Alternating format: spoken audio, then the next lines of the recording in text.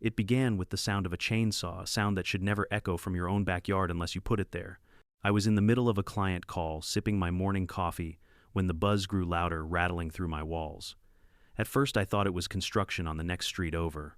But when I stepped outside, the sight froze me in place. My neighbor, Kara Wilcox, standing in my yard with a roaring chainsaw, hacking into the trunk of my century-old white oak. She didn't flinch when I caught her. She didn't apologize. Instead, she smiled, claiming it was her duty as HOA president to remove what she called a hazard. The truth, she wasn't the president. She wasn't even authorized. She was just a woman obsessed with control, and she had chosen the wrong target.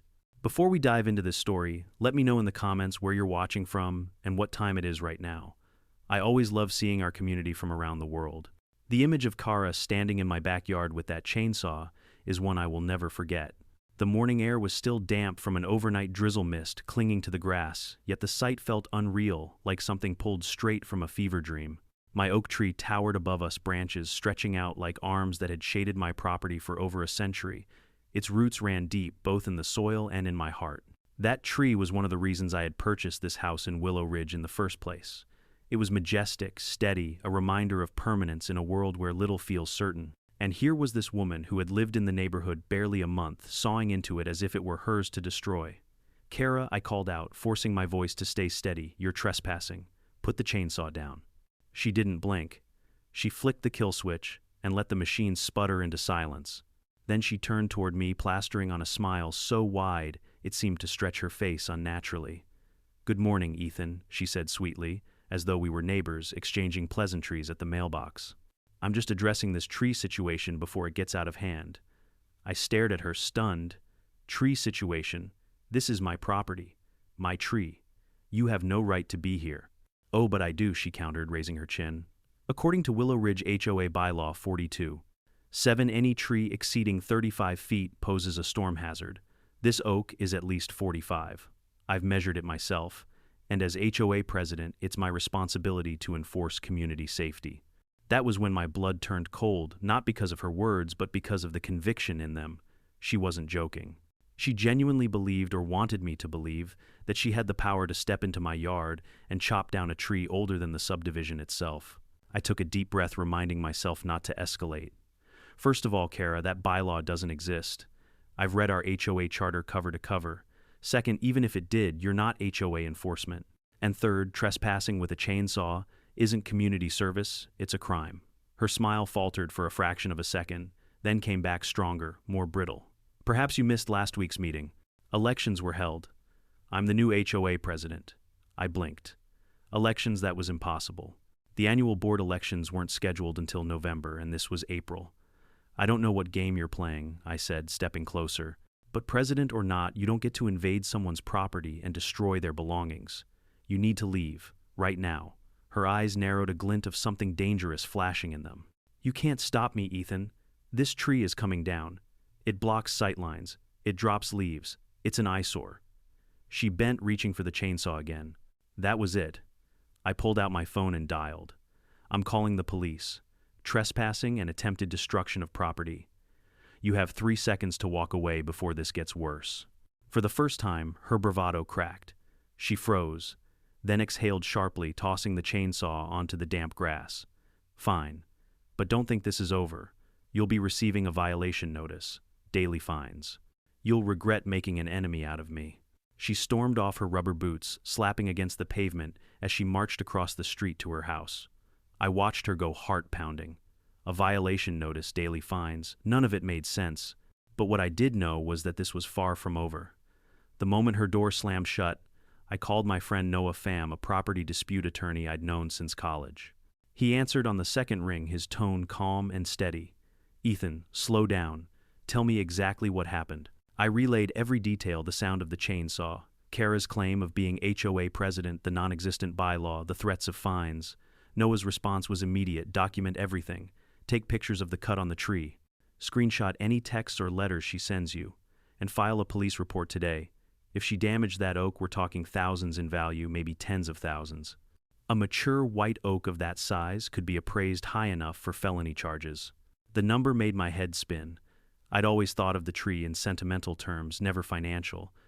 But Noah was right. Value mattered in court, and right now I needed the law on my side. An hour later, 2 officers arrived, Rodriguez and Chen. They listened patiently as I walked them through the morning's events, then examined the inch-deep scar Kara had carved into the oak's bark. Officer Rodriguez shook his head. That's trespassing and attempted property destruction, no doubt about it. Depending on appraisal, this could easily cross into felony territory. We'll log this as a criminal report. In the meantime, keep an eye out. People like this don't back down easily. They weren't wrong. That afternoon, as I sifted through my mailbox, I found an envelope marked with the Willow Ridge HOA logo. Inside was a neatly typed violation notice fining me $500 for hazardous tree maintenance negligence, with an additional $100 per day until resolved. At the bottom was a massive signature, Kara Wilcox, HOA president. I laughed out loud, half in disbelief, half in rage. She wasn't just delusional, she was forging HOA documents. I scanned the letter and fired off an email to the actual HOA board attaching the notice and requesting official meeting minutes for this supposed election. Within hours, my inbox lit up with responses of confusion and shock. There had been no election. Kara wasn't president. She had volunteered for the landscaping committee, nothing more. That evening, Janice Fowler, the real HOA president, called me directly. Ethan, I don't know what Kara thinks she's doing, but she has absolutely no authority. That letter is fraudulent. We'll rescind it immediately and call an emergency board meeting to address this. Her reassurance steadied me, but it didn't erase the image of Kara's smug smile or the sound of her chainsaw biting into my tree. Something told me this battle was only beginning, and I was right. The following morning, I woke up earlier than usual, my mind still replaying the events of the previous day. My oak tree loomed outside my window, proud yet scarred, its bark marked by Kara's reckless assault. As sunlight filtered through its branches, I felt a pang of both gratitude and dread. Gratitude that the tree was still standing, dread that this battle was far from over. After breakfast, I checked my email again. Janice, the real HOA president, had already sent out a notice to the entire community, clarifying that no elections had taken place, and that any letters signed by Kara were fraudulent. Relief washed over me, but it lasted only a moment. I knew Kara. She wasn't the type to shrink away after being exposed. No, she was going to double down. Sure enough, around noon, a sharp knock rattled my front door. When I opened it, Kara stood there in a tailored blazer, far too formal for a suburban weekday, clutching a thick binder under her arm. Her eyes glittered with something halfway between anger and triumph. I wanted to deliver this personally, she said, shoving the binder into my chest. It's the official Willow Ridge landscaping plan. You'll see your oak tree is scheduled for removal as part of Phase 1. Consider yourself notified. I held the binder without opening it. Kara, we both know that's nonsense. The board already rescinded your fraudulent notice. Her lips curled into a sneer. The board is weak. They don't understand the liability your tree poses. But I do. And as acting president, I intend to protect this community even from stubborn people like you. I stepped closer, lowering my voice so the neighbors wouldn't overhear. You're not president. You trespassed onto my property. You damaged my tree. And you left behind enough evidence for the police to take you seriously. Keep this up and you'll be the one facing liability. Her smile faltered, but only for a heartbeat. Then she spun on her heel, muttering something about daily fines and community standards as she marched back across the street. I closed the door, the weight of the binder heavy in my hands. Inside, I flipped through its pages. Most were irrelevant landscaping guidelines she'd clearly downloaded from the internet.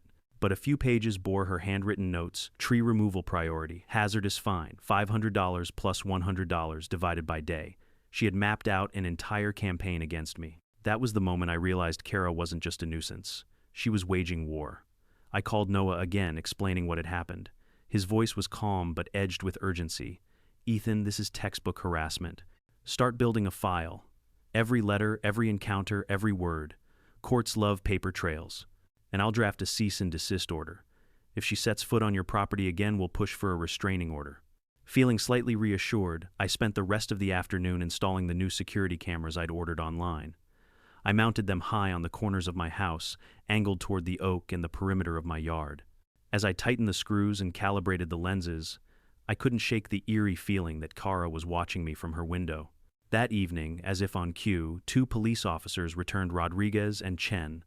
They had spoken to Kara earlier in the day and wanted to give me an update. She insists she's the HOA president, Officer Chen explained, shaking her head. But the board denies it. We've issued her a warning for criminal trespassing. If she comes back onto your property with that chainsaw, or any tool really, you call us immediately. Next time it won't be just a warning."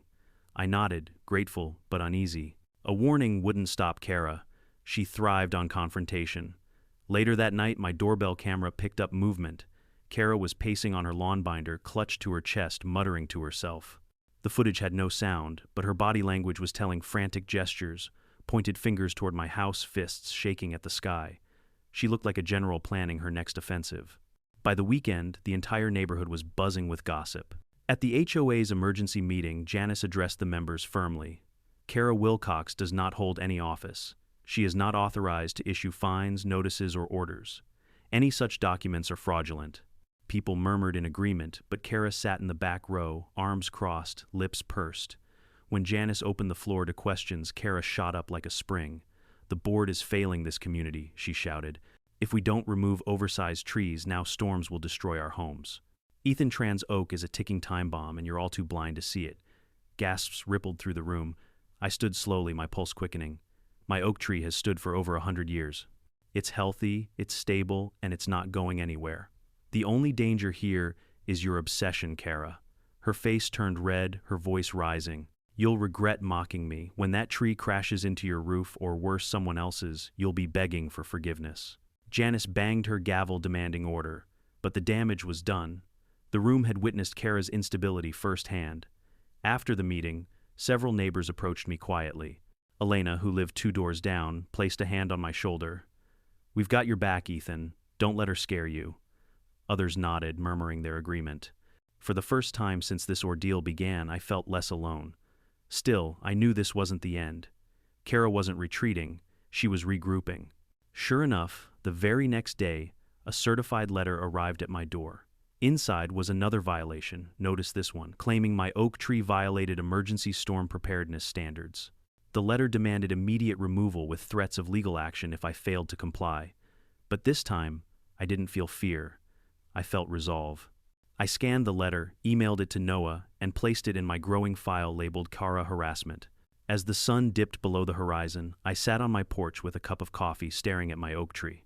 Its branches swayed gently in the evening, breeze leaves rustling like whispers of defiance. This tree had survived storms, droughts, and decades of change, and now together we would survive Kara Wilcox. Because one thing had become clear, this was no longer about a tree.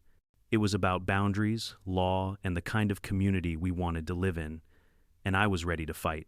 The days following that HOA meeting passed in a haze of tension. Each time I stepped outside, I felt Kara's eyes on me from across the street. Sometimes her blinds twitched, sometimes she stood openly in her driveway, with that binder under her arm, as if daring me to confront her. I told myself to stay calm, to let the law do its work. But deep down, I knew her obsession wasn't fading, it was sharpening. On Thursday afternoon, as I sorted through my mail, I noticed a thick, official-looking envelope stamped with the HOA logo. My stomach dropped. Inside, I found yet another notice of violation. This one imposed a $500 fine plus $100 daily for failure to comply with tree hazard mitigation.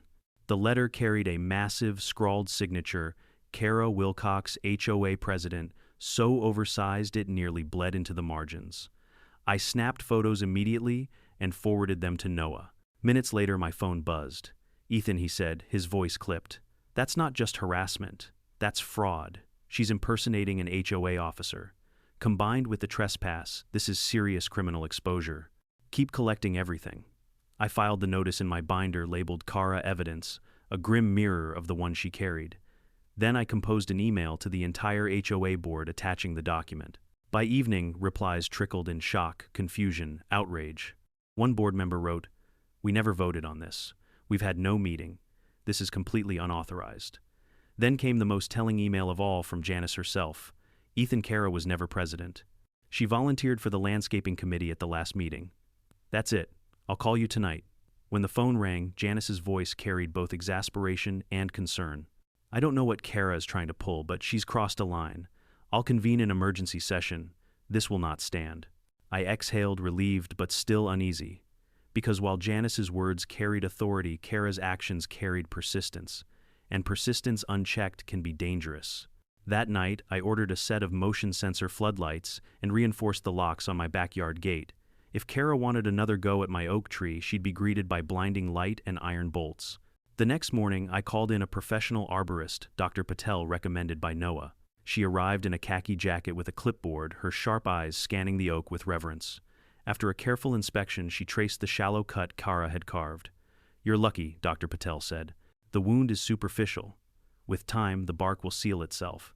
But had she cut even a few inches deeper, this tree could have developed structural weakness. In a strong storm, it might have come down." I swallowed hard. "And its value," she scribbled on her clipboard. "This oak is at least 100 years old, in excellent health. Conservatively, I'd put it at $40. 000. In some markets, double that. $40,000. My knees felt weak. I'd always loved the tree for its beauty and history, but hearing its value in cold hard numbers reframed everything. This wasn't just vandalism. This was an attempted felony. Dr. Patel promised to send a formal assessment report by the end of the day. I thanked her, shaking her hand firmly. "Your testimony may end up in court," I admitted. She nodded knowingly. "I've seen cases like this before. Protect your tree, Ethan, and protect yourself." That evening I received a call from Officer Rodriguez. His voice was steady, but carried an undercurrent of frustration. "Mr. Tran, we spoke with Miss Wilcox again. She claims she's HOA president, and therefore within her rights. When we told her that wasn't true, she became uncooperative. We issued a formal warning for trespass and attempted property damage." I leaned back in my chair, rubbing my temples. "So what now?" "The district attorney is reviewing the case. With the arborist's valuation, charges are possible. But until then, document everything. If she steps on your property again, call us immediately. No hesitation. Believe me, I will," I said. For the next few days, Kara kept her distance physically, but her presence loomed large. Each morning, I found new leaflets stuffed into my mailbox printouts of supposed HOA bylaws she'd fabricated online. One even had a crude seal she must have designed on her computer slapped across the header like a badge of legitimacy. I ignored the papers, adding them to my evidence file. But the stress gnawed at me. I slept lightly, jolting awake at the faintest sound outside. More than once I thought I heard footsteps near the oak, only to discover a squirrel scurrying across the branches. Then came the storm. It was a Saturday afternoon in late April, and the weather turned without warning. Dark clouds rolled in wind, whipping through the streets. By nightfall, rain lashed the windows, and thunder cracked overhead like artillery fire. I paced the living room, glancing out every few minutes to check on the oak. Its massive trunk swayed, but held firm, defiant against the gale. Around midnight, the power flickered and died. I lit a lantern and sat by the window, my heart pounding with every gust. I prayed silently that the oak would stand tall, that nature would prove stronger than Kara's malice. The next morning, the storm had passed, leaving the streets littered with branches and debris. My oak tree stood resilient, its branches damp but unbroken. Relief flooded me. But as I drove through the neighborhood to check on friends, I spotted a crowd gathered down the block. Kara's house. A massive pine tree from her yard had toppled during the storm, caving in a portion of her roof. Shingles and beams jutted at odd angles, water pouring through the gash. Emergency crews were already on site, cordoning off the area with tape. And there, in the middle of it all, was Kara, drenched, furious, pointing at me as I slowed my car. "This is your fault, Ethan," she screamed, her voice carrying over the sirens. "You cursed me. You reported my tree. You wanted this to happen." The crowd turned toward me, murmuring in confusion. I rolled down my window just enough to answer. "Kara, I didn't even know you had a dead pine tree until today. This storm did the damage, not me." But she wasn't listening. Her eyes blazed with wild conviction, her fingers stabbing the air. "You'll pay for this. You'll regret ever crossing me." I shook my head, pulling away slowly as Officer Rodriguez arrived on the scene. Watching in the rearview mirror, I saw him step between Kara and the crowd, calming the tension. As I drove home, one truth settled in my mind with crushing certainty. The storm may have taken down her tree, but the real storm, Kara herself, was just beginning. The irony of it all was almost unbearable. Kara had stormed into my yard to cut down a healthy oak tree, claiming it was a hazard, and now her own neglected pine had torn through her roof like a spear. If it had been a movie, the audience would have laughed at the poetic justice. But standing there on Maple Street that rainy morning, watching her soaked and screaming, it didn't feel funny. It felt dangerous. Kara's eyes followed me as I parked down the block, her soaked raincoat plastered to her frame. The fire chief was giving her instructions, pointing toward the gaping hole in her house, but she ignored him, marching through the mud straight toward me. "This is your fault," she shouted, her voice shrill. You filed a complaint with the city. You wanted them to force me to remove that pine. You plotted this storm for a moment. I thought she might actually believe her own words. She was trembling, jabbing her finger at my chest as neighbors gathered to watch. I kept my voice steady. Kara, I never filed anything about your property. I didn't even know that tree was dead until right now. Look around you, the storm hit everyone. Her expression twisted, her lips curling back. Liar. You've been harassing me since day one. You think that oak of yours makes you special. You think you're above the rules. I'll show you rules. Thankfully, Officer Rodriguez had just arrived on the scene. He stepped between us, rain dripping from the brim of his hat. Is there a problem here? He asked. Kara spun on him, instantly unleashing a tirade. Arrest him, he reported me. He made my tree fall. The officer blinked, suppressing what might have been a laugh. Miss Wilcox, are you suggesting Mr. Tran somehow caused this storm? Her face flushed. He cursed me. He's been targeting me. Rodriguez's tone hardened. Ma'am, right now your focus needs to be on repairing your home.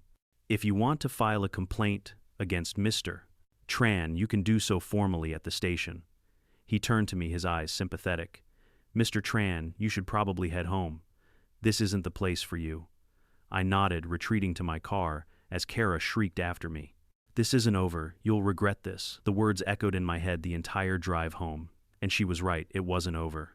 The following day I received a call from Janice, the HOA president. Her voice was weary but firm. Ethan, you won't believe this. The city's code enforcement just cited Kara for multiple violations. Apparently someone filed complaints about her property weeks ago, about the dead tree roof disrepair, even trash in her yard. And guess who filed them? I frowned. Who? Kara herself. Janice sighed. She was trying to prove the neighborhood needed stricter standards, so she reported every house on the block, including her own. The city investigated. Most of the claims were baseless, except the ones about her property. She brought this on herself. The absurdity left me speechless. Kara had dug her own grave with paperwork, trying to weaponize the HOA process against us all, and now the city was holding her accountable. Still, I knew better than to relax. That night, I reviewed the footage from my new security cameras. The oak tree stood tall in the darkness, rainwater dripping from its leaves. At 2 a.m., the motion sensors flicked on. A shadow lingered across the street, Kara pacing her driveway in slippers, staring at my tree like it was her mortal enemy. She stayed there for nearly 20 minutes, arms folded, binder clutched to her chest. The sight chilled me. It wasn't just about rules anymore. This was personal. 2 days later, an emergency HOA board meeting convened in the community center. The room was packed, neighbors, board members, even city officials curious about the chaos Kara had stirred. Janice called the meeting to order, her gavel sharp against the table. The first item on the agenda, misconduct by Kara Wilcox. Kara sat near the back arms, crossed glaring daggers at everyone. When Janice laid out the evidence, fraudulent violation notices, impersonation of HOA authority, self-filed code complaints, gasps rippled through the room. This board formally censures Kara Wilcox, Janice declared. She is removed from the landscaping committee and barred from representing herself as an officer in any capacity. The room erupted in murmurs of relief. But Kara shot to her feet, shouting over the crowd. You're all blind. That oak is a menace. When it falls, you'll wish you'd listened to me. Her voice cracked with desperation. Neighbors exchanged uneasy glances. For the first time, people weren't just annoyed, they were afraid. I raised my hand, standing slowly. Kara, that oak has stood for over a century. It's healthy, it's strong. The only hazard here is your obsession. You're trying to destroy what doesn't belong to you. Her face flushed crimson. Mock me all you want, Ethan. But when that tree kills someone, it'll be on your conscience. Janice slammed the gavel again, cutting her off. This meeting is adjourned. That night, as I walked back to my house, under the glow of the streetlights, I couldn't shake the image of Kara's face twisted with fury. The neighborhood had seen her for what she was now, but exposure didn't weaken her, it cornered her. And a cornered person can be dangerous. I poured myself a whiskey and sat on the porch, gazing at the oak's massive silhouette against the moonlight. Its leaves whispered in the night breeze, steady, defiant. But my gut told me the real storm hadn't even begun. And I was right. Because less than a week later, I would be jolted awake in the dead of night, not by thunder, not by rain, but by the unmistakable roar of a chainsaw starting up in my backyard. The sound sliced through the night like a nightmare. At first, in my half-asleep haze, I thought it was a dream, some twisted replay of the first morning I caught Kara in my yard. But as my eyes snapped open and my ears tuned in, the growl of a chainsaw reverberated through my walls. This time it wasn't distant, it was here, on my property. I leapt out of bed, heart hammering, and snatched the baseball bat I kept near the door. My security monitors lit up with motion alerts, the cameras flooding my phone with live footage. There she was, Kara Wilcox, standing in the pale glow of the floodlight's chainsaw, roaring teeth bared in grim determination. She was hacking into the oak like some deranged lumberjack, chunks of bark flying as she pressed the blade deep. For a split second I froze. The sight was so surreal, so unhinged, I almost couldn't believe it. But then adrenaline kicked in. I dialed 911 with one hand, whispering urgently, "This is Ethan Tran, Willow Ridge Drive. My neighbor has broken into my yard again with a chainsaw. She's cutting my tree. Send police. Now." The dispatcher's voice was calm, professional, but I heard the edge of disbelief. "Stay inside, sir. Officers are en route. Stay inside." That was easier said than done when the roar of the chainsaw grew louder, when my 100-year-old oak shuddered under the assault. Every instinct in me wanted to rush outside to rip the machine from her hands. But then I remembered Noah's words, "Document everything. Don't give her a reason to twist this against you." So I stayed inside, recording from the window as the camera floodlights illuminated Kara's face. Her expression was wild, almost euphoric, as if each cut into the bark was a victory. My phone buzzed, Noah calling even at this hour. "Ethan," he said urgently when I answered, "Rodriguez just texted me. He's on his way. Don't confront her. This is the moment we've been waiting for, caught in the act." I forced myself to breathe. Seconds felt like hours. Then, finally flashing red and blue lights painted the street. Officers sprinted into my yard, shouting commands. "Ma'am, drop the saw! Hands up!" Kara froze, startled like a deer in headlights. For a second, I thought she'd resist. But then she let the chainsaw clatter to the ground, raising her hands reluctantly. Even as they cuffed her, she screamed across the yard at me, "This tree will kill you, Ethan. You'll thank me one day." I stepped onto the porch as Officer Rodriguez approached. His face was grave. "Mr. Tran, are you okay?" I nodded, my voice tight. "The tree?" He glanced back at the oak. The gash was deep this time, far worse than her first attempt. The bark was shredded, the wound nearly halfway through the trunk. "We'll have a city arborist assess it in the morning, but I won't lie, it doesn't look good." My stomach sank. The oak stood tall, but I could see the strain in its branches, the unnatural tilt in its posture. My heart ached, like I was watching an old friend bleed out. Kara, meanwhile, was shoved into the back of a squad car, still ranting about community safety and bylaws. Her words blurred into white noise as reality settled over me. She hadn't just trespassed this time. She had inflicted real, irreversible damage. The next day, Dr. Patel returned, her face somber as she examined the wound. She tapped the bark gently, then sighed. "I'm afraid this isn't superficial anymore." She cut through enough of the cambium to destabilize the trunk. "Structurally, this tree is compromised. In the next big storm, it could split or topple." I felt the words like a punch to the chest. "So it has to come down," she nodded reluctantly. "Yes, it breaks my heart to say it, but safety has to come first. I'll file my report with the city and your insurance company. $40,000 of value gone. A century of growth gone. All because one woman decided her will was greater than everyone else's." That afternoon I met with Noah in his office. He looked energized, papers spread across his desk. "Ethan, this is airtight now. We have trespass, attempted destruction of property, forgery, harassment, and now felony-level criminal mischief. Add in the arborist's valuation and the DA will have no trouble pushing charges." I rubbed my temples. "It doesn't bring the tree back." "No," Noah admitted, "but we'll make her pay. Not just criminally, civilly, too. We'll sue for damages, attorney's fees, emotional distress. In some states, timber trespass laws allow for triple damages. We'll argue for that." I stared at him. "Triple, that's over $100,000. "Exactly," he said, his eyes glinting. She wanted to play HOA president. Let her see what real law looks like. By the weekend, news of Kara's midnight rampage spread across Willow Ridge. Neighbors stopped by my porch, offering condolences like I'd lost a family member. Elena brought homemade soup. Mr. Jackson down the street offered to help cover the removal costs, though my insurance would handle it. Even Mrs. Patterson, the elderly widow who rarely left her house, shuffled over with a warm pie and tears in her eyes. "It was such a beautiful tree," she whispered, patting my arm. "But don't you worry, Ethan. We'll plant something new together." The community rallied in a way I hadn't seen before. Neighbors volunteered to form a watch group, rotating shifts to ensure no one else's property would be targeted. The HOA board convened again, this time voting to adopt strict new rules against fraudulent notices and unauthorized enforcement. Kara's name was officially blacklisted. but the sight of my oak, wrapped in yellow caution tape, haunted me. At night, I sat on the porch, staring at its wounded trunk, remembering the summers I'd read books under its shade, the autumns I'd raked its crimson leaves, the springs when birds nested in its branches. Losing it felt like losing history. A week later, Officer Rodriguez knocked on my door. His expression was firm but sympathetic. "Mr. Tran, the DA has filed charges. Multiple counts. Felony criminal mischief. Criminal trespass. Fraud. She's being held until trial." I let out a long breath. "And the tree?" He looked at the oak behind me, his eyes softening.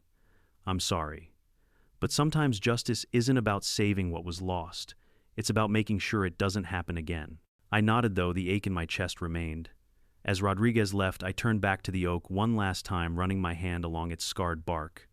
Kara had tried to destroy it, and in doing so, she had destroyed herself. But I wasn't finished. With Noah's help, I would make sure the law followed through. If I couldn't save my tree, I could at least make sure Kara paid the price, and that the roots of justice went deeper than her bitterness ever could. A week after Kara's arrest, the neighborhood felt oddly hollow, like the space a giant's shadow had occupied, but was suddenly gone. People still passed by my yard more often than before, not to gawk, but to check the sag of the caution tape that circled the oak. The tree was in limbo. The city had issued an emergency removal permit based on the arborist's report, but the insurance company was doing its own inspection before scheduling the crews. I drifted through the motions of work and paperwork, signing forms, meeting with Noah, answering calls from the HOA president Janice. It all felt procedural, like triage on a wound that wouldn't stop hurting. Then a black SUV rolled into my driveway. The engine idled for a beat, and a man in a rain-slicked coat stepped out with the careful gait of someone who'd rehearsed apologies and practiced humility. He introduced himself as Richard Wilcox. He said he was Kara's ex-husband. He didn't offer his hand at first. He simply looked at me, really looked as if measuring how much I had left to lose. His face was worn, not defensive, more tired, the tired of someone who had watched a collapse for months and failed to stop it. "I want to apologize," he said, voice low. "I should have seen this coming. I'm so sorry for what she did to your tree. I'm here because I want to make it right if I can." I had rehearsed a dozen responses in my head for weeks: anger, a cold refusal, a legalist litany about restitution and restraining orders. But the man standing in my driveway was not Kara. He looked like a casualty, too. Grief and something like contrition softened my edge. "Why now?" I asked. "Why show up after everything exploded?" He swallowed. "I'm ashamed. I heard about the arrest. I heard about the damage. My children called me. I haven't lived here in years, but I heard this and I couldn't sit by. Kara has been unwell since our divorce. I tried to help, but she refused help. That doesn't excuse her. It doesn't fix your tree. But I want to help with the damages. I can cover the cost of removal, replacement, anything you need. I'll also put you in touch with a nursery that specializes in heritage saplings. They graft and preserve lineage from old specimens. They have a 15-year-old white oak that shares the same regional stock as yours. It's not the same, I know, but it's a start." There was a long pause where neither of us spoke. The legal part of my brain started ticking: accept money now and risk undermining a criminal case. Accept help and risk being painted as mercenary. Noah's voice hovered at the back of my head. Document everything. Civil and criminal are separate. You can accept restitution but keep prosecution moving. I had already authorized Noah to pursue both criminal and civil remedies. This offer could be folded into that strategy. Or I could reject it and see the DA handle the rest. "Are you offering this as an admission of responsibility?" I asked finally. "No," Richard replied. "I'm offering it because I don't want the neighborhood to be shattered more than it already is. I don't want you to shoulder this alone. If a civil settlement can ease the costs and speed the healing, I'll propose it. I'll sign whatever paperwork you need. I'll make sure the nursery plants the strongest specimen and pays for a 5-year maintenance plan. And I'll do it publicly so everyone knows we're trying to fix what was broken." There was honesty in his words, not absolution, not a miracle, but a practical attempt at restitution. I told him I'd discuss it with Noah and the HOA, and we arranged a meeting for the next afternoon with Janice present. At the meeting, Janice sat with a folder of board minutes and the atmosphere of authority that had steadied me before. Richard explained his offer plainly. Janice listened, face unreadable, and then looked to me. "I want justice," I said. "I want the criminal case to proceed. I want Kara to receive treatment, to be held responsible. But I don't want the neighborhood to fracture over money and pride. If he's willing to cover the costs, provide a sapling, and ensure professional replanting that might help everyone heal. But I don't want that conflated with dropping charges. Janice nodded slowly. We can agree to that. The HOA will accept a formal restitution offer as long as it doesn't impede the DA or the civil suit. Noah is filing on your behalf. We'll document everything and file a lien. If necessary, transparency is key. Noah pushed a second advantage. From a legal standpoint, a civil settlement through Richard can be advantageous. It demonstrates remediation, which may reflect well in sentencing, but the criminal prosecution will proceed. We'll file for compensatory damages, removal replacement, lost shade value, and emotional distress. We'll also seek punitive damages because of the intentionality here. The word punitive felt heavy, designed to punish beyond replacement. It made my hands clench in my lap. The oak was not just a financial asset. It was a repository of memories, my children's scraped knees, the summer I proposed to my wife, autumn evenings with my grandmother. No amount of money could fully replace that. Over the next week, Richard wired an initial payment to a trust account that Noah set up labeled explicitly Tree Replanting and Damages Tran v. Wilcox. Everything was documented: transfer receipts, correspondence, witness statements. Even Richard's generosity was processed, like evidence entered into the ledger that would one day be paraded in court. Meanwhile, the criminal case marched forward. Kara remained in custody pending arraignment. The DA's office reached out to me to discuss plea possibilities. They were pragmatic evidence from the security cameras, the arborist's report, eyewitness testimony, Kara's prior harassment emails, all pointed toward an open and shut case. But the DA also mentioned Kara's possible mental health issues, which complicated sentencing. Prosecutors often prefer outcomes that include mandated treatment when defendants pose a risk born of illness rather than malice. I had mixed feelings. Part of me wanted strict punishment. Part of me wanted her to get help to get the treatment she had refused when it might have prevented this calamity. Noah advised nuance, seek accountability, but consider rehabilitation as part of a broader remedy. It was an adult way of punishing and healing simultaneously. A week later, Richard arranged for the nursery specialist to visit my yard. The man who arrived was small and wiry, with dirt under his nails, and the kind of reverence for trees that made him speak in hushed, ritualized tones. He explained the sapling program, how the nursery cultivated clones from cuttings of notable white oaks across the region, how 15-year specimens had established root systems and a higher survival chance once transplanted. He promised a meticulous transplant plan, soil profiling, root trenching, a winter sheltering protocol, and 5 years of maintenance on their tab. When the nursery's representative presented a sapling, it was modest but vigorous. A young oak, its trunk sturdy, and its first rows of branches arranged like careful hands. It was not the century tree, but it carried the lineage, the genetic echo that Richard had promised. The neighborhood reaction was quietly supportive. A small group volunteered to be part of the planting crew, Elena Mrs. Patterson, with her gardening gloves, a few teenagers from down the block looking for something meaningful to do. Janice organized a small ceremony, not a replacement or a balm for loss, but a recognition that we were choosing to grow again. There were still legal steps to take. Noah filed the civil complaint, naming Kara and Richard's contribution as a proposed settlement, reserving the right to pursue punitive damages if necessary. The DA informed me the criminal charges would proceed, and that diversion to a treatment program was on the table depending on Kara's evaluation. On the morning we planted the sapling, the neighborhood gathered under a brittle spring sky. Children made paper leaves to hang on a temporary fence nearby. Some neighbors brought coffee, others folding chairs. I stood with my hands in the soil as the crew lowered the young tree into its new home. It was a small, deliberate act. I felt hands on my shoulders, voices murmuring support. There was grief, a raw ache for what had been taken, but there was also an odd tenderness in the collective effort to mend. Richard planted the first shovel, his fingers trembling. He stayed for hours, refusing offers to leave. At one point, he put his hand on the sapling's trunk and whispered something I couldn't hear. Maybe it was an apology. Maybe it was a promise. As we finished and the last handful of dirt fell into place, Janice stepped forward and spoke into the quiet. This is not an erasure of what happened. It is an act of community.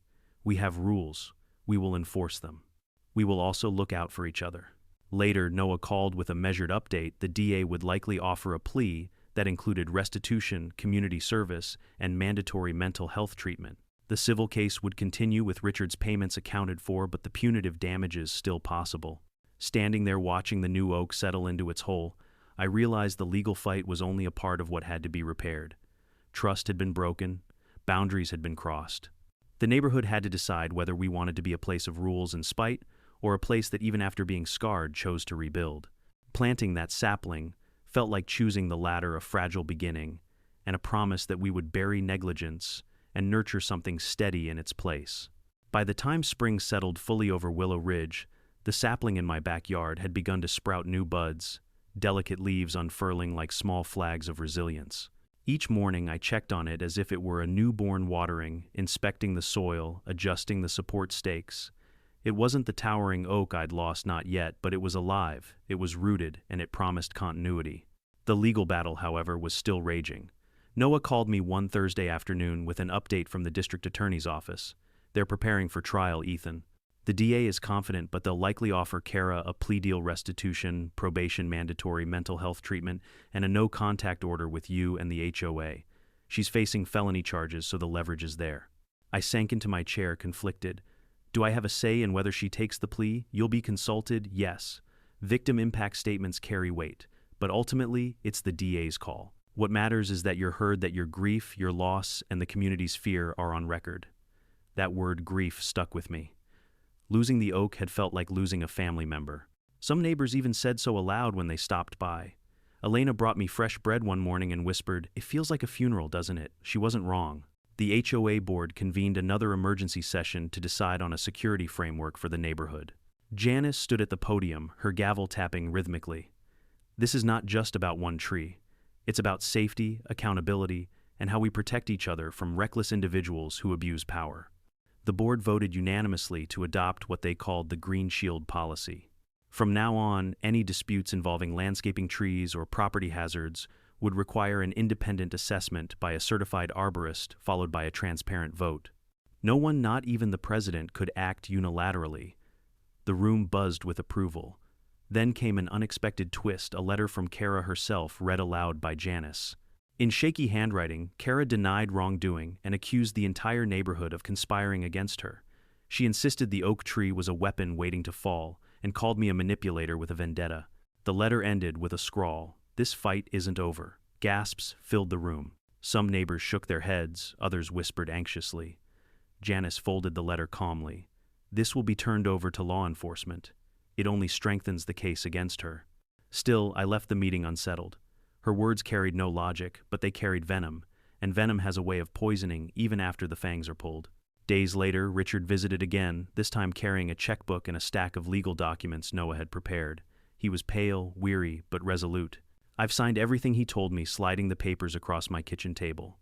"The payments for the sapling, the removal, and the damages. I'll testify if needed.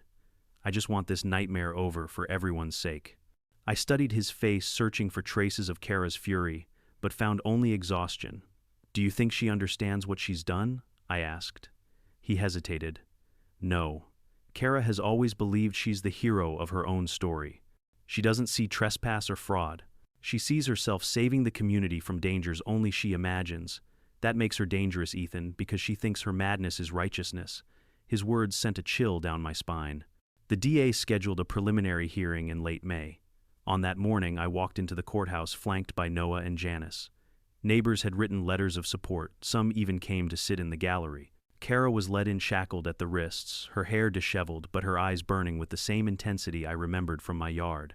When the charges were read, felony, criminal mischief, criminal trespass, fraud, harassment, she smirked as if the whole proceeding was beneath her. The judge set bail impossibly high, citing her history of escalation and defiance of warnings.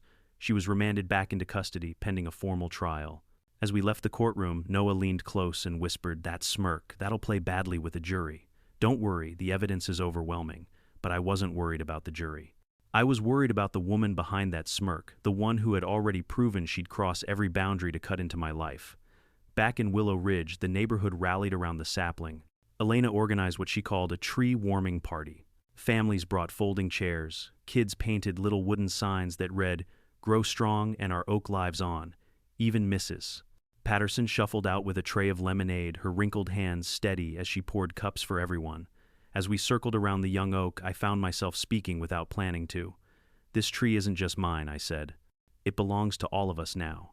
It's a reminder that even when someone tries to tear us down, we can choose to grow back stronger.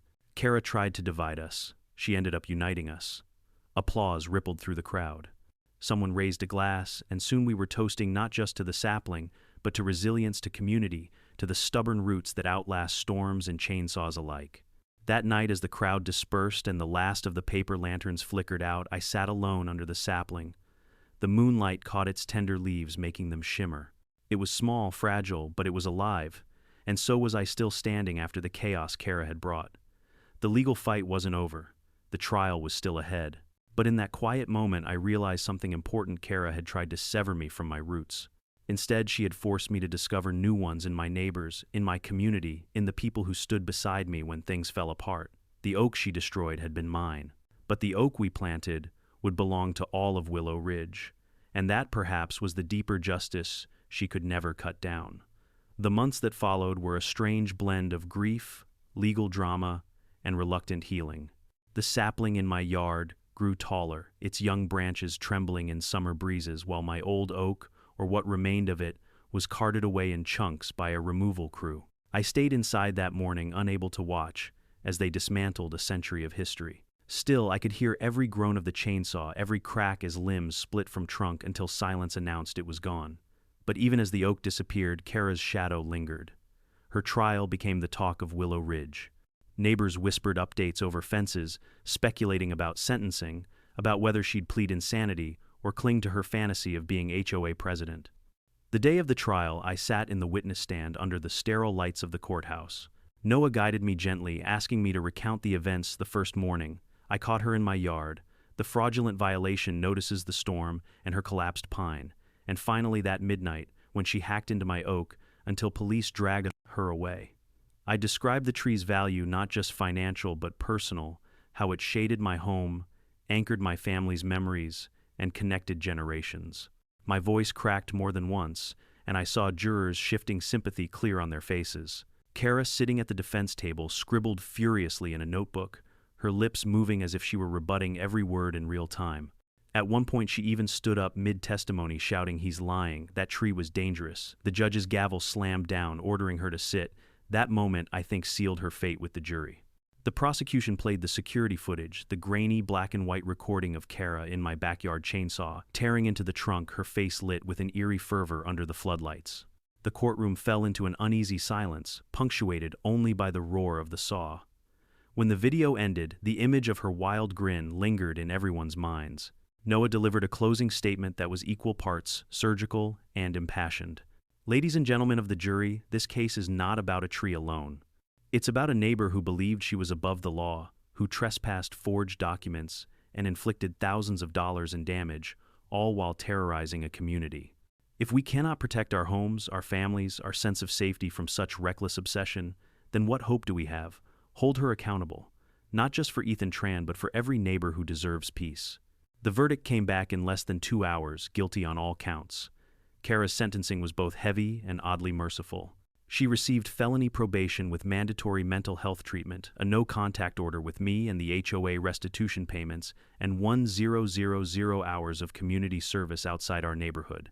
The judge added a condition that she sell her Willow Ridge home within 3 months, citing her pattern of harassment and the community's right to safety.